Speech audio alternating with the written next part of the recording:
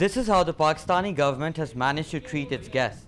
The Sri Lankan cricket team had decided to tour Pakistan after India had become the latest country to refuse to tour Pakistan due to security fears. The Sri Lankan board had no financial gains from the tour, but tour they did, only to be greeted by a terrorist attack. The big question though was the shocking level of security lapses in the whole event.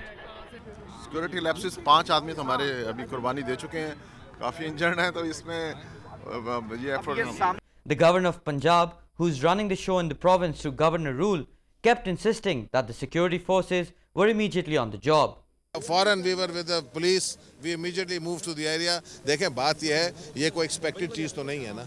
But the so-called immediate response was still slow enough to allow the gunmen to attack the convoy for a full half hour.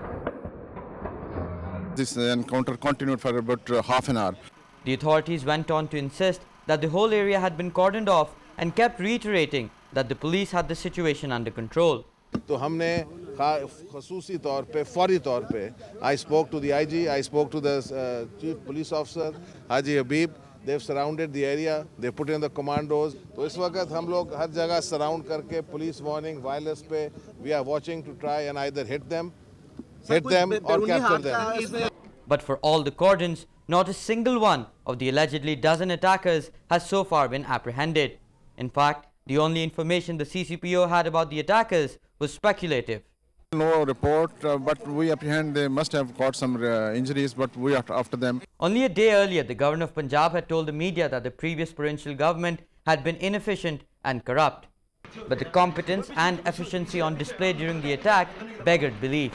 Despite the fact that the Sri Lankan tour was meant to display the fact that Pakistan was a safe country to tour, the Sri Lankan team was only provided a handful of police vehicles and no police presence along its routes. Even the bus it was travelling on was not bulletproof. But Pakistan is not a country which does not know how to provide security. After all, this is how our leaders travel.